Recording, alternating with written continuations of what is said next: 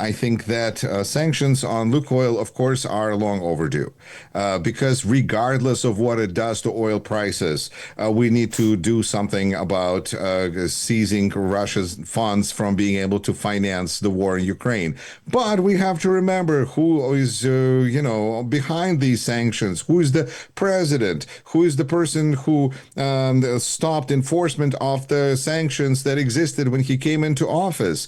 And I think that we see that there's already information that Lukoil is going to sell its assets to some entity that's going to possibly have connections more back to Kremlin, and this is just kind of shuffling things from one hand to the other. A circular transaction, a term we now use more and more. So perhaps who knows how they're going to rewrite papers. But it's nice to see they're feeling pressured. I think what what leader of Russia is dealing with right now is that he was very confident that if he's going to help Donald Trump get elected again, president of the United States, he will have his problems resolved. This is what he's been waiting for a long time, all the years of Biden, until Trump is going to come and Trump is going to solve things. And Trump has come, and Trump is like an elephant in a china shop. And some of the plates are Russian plates. And they are very concerned about the Russian plates, but it's an elephant. And so I think that the uncontrollable elephant in a china shop situation is going to be an issue for Russia to be dealing with, as is for the rest of us all over the nation. The US and China have agreed to establish direct military communications, according to Hexet. According to Pentagon Secretary, the US and China have agreed to establish direct communication between their militaries to prevent potential conflicts. I just spoke with President Trump, and we agree the relationship between the US and China has never been better. Following President Trump's historic meeting with President Xi in South Korea, I had an equally positive meeting with my counterpart, the Chinese Minister of National Defense, he wrote. What does this signal tell us? That 1984 is alive and well. That you can have the countries that were always at war, but now they're always at peace, and the relationship has never been better. And tomorrow things could be different again. So subscribe and hit like so you'll always know whether they're fighting or at peace now or forever. Of course, we also have a president who is the greatest peacemaker of them all. Because he's clearly making a deal here with somebody that we can't quite see about the number of souls he is going to save. Bless his heart.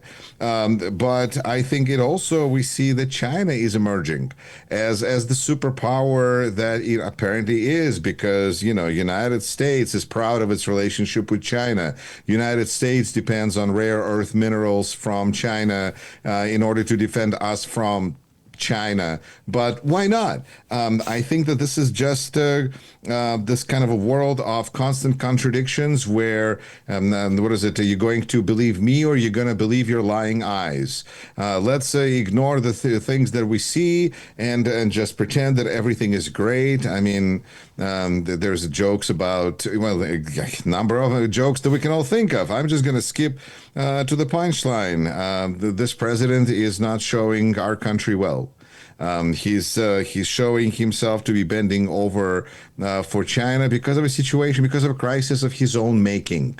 There was no need to create the tariff war that is so damaging because it is being paid by American consumers and in the process also hurting our relationships with practically every other nation in the world. There was no need for this great tariff liberation to come down upon us, and it shows to what extent we live in a world, in a country where our president is showing that he's a president. He won the election. He has the support of the population, and at the same time, he seems to have no respect from either people who work with him or people who have to interact with him, who will present him like in South Korea, where they gave him a crown. I mean, it's a clown show.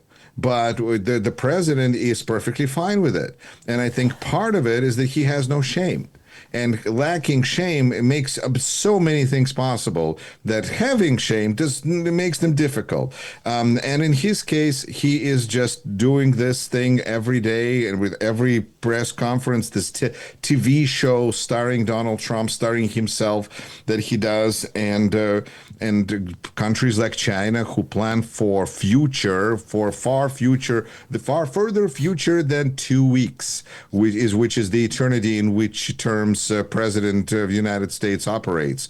China thinks clearly far longer, and they know that it's okay to let him think that he won this one because everybody, A, knows that he didn't, and B, China is thinking long term. And long term, this is looking better and better for China because China is now that superpower that needs to be respected. And for the first time in decades, when Donald Trump and Xi Jinping met, the subject of Taiwan was not brought up. Well, I mean, I guess there is no problem then to speak of if there's nothing to say about it. Yuri, Xi Jinping can play a crucial role in ending the war in Ukraine. U.S. Ambassador to NATO say about it.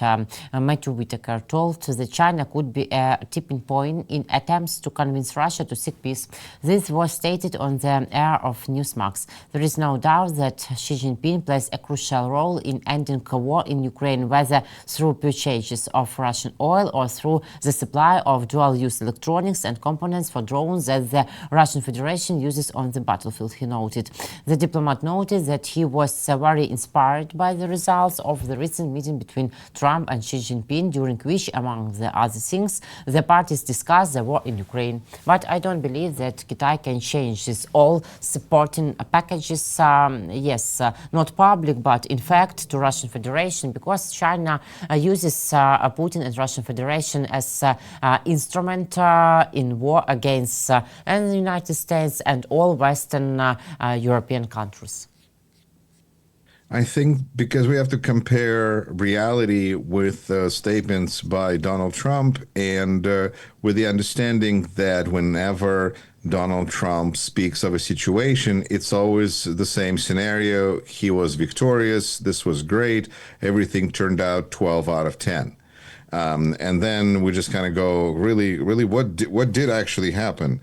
And it turned out that it appears by the results, because we have very little, there was no press conference afterwards. There was just Donald Trump speaking on his way from the bathroom on the airplane again. The U.S. doesn't have the leverage. We just don't have the weight right now to pressure anybody in, well, China at least. Maybe we are able to pressure Venezuela, we'll see. But we're not able to pressure China into ending its business with Russia, because the president came there, A, with the government closed and everything that I described earlier, B, with our soybean farmers losing their everything and living here in Wisconsin. I mean, this is a local story. And at the same time, also rare earth minerals, which are, again, bad time for a trade war, to put it lightly. And it looks like since the president was able to get everything back, this was probably not a good time to try to get anything else, about Russia, because that's like, so what does the United States have to leverage? I mean, China would like Russia, American markets back, and they got them back, but clearly United States was more under pressure here to get things done, and so they did. But Russia is not part of that package. The other side to this is that it appears that China is just not in a position to control whether Putin is going to conduct his evil war or not. China can be a sponsor, and it is the leading number one sponsor of Russian aggression. It can stop being number one. I mean, it could move to number 2, 3, 4, perhaps, and the sponsor of Russian aggression. But it is Vladimir Putin's decision when this war is going to be over, because he could stop any day. He could end now, yesterday, tomorrow, and it doesn't matter what China is going to do. And the same way that that Russia doesn't need Trump to surrender, it doesn't need China to surrender. War is a political decision.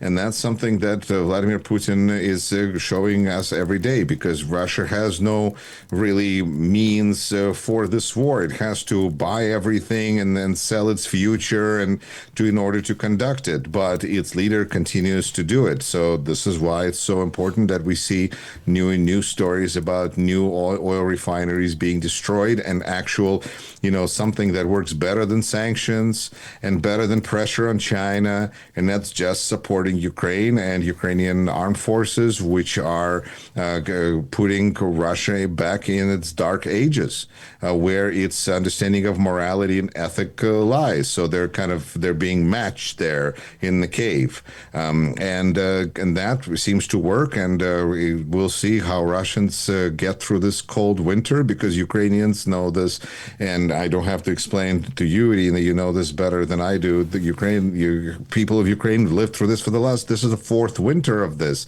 war, and for Russian people, this is going to be a big awakening. Now, nobody expects that they're going to rise up against Putin because their electricity is out.